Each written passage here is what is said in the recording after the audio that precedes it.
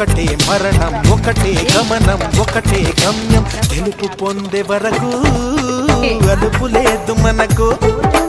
బ్రతుకు అంటే గెలుపు, గెలుపు కొరకే బ్రతుకు. కష్టాలు రాని, కన్నీళ్లు రాని, ఏమైనా కానీ ఎదురేది రాని. ఓడిపోవద్దు, రాజీ పడొద్దు, నిద్రే నీకొద్దు, నింగి నీ హద్దు. ఒకటే జననం, ఒకటే మరణం.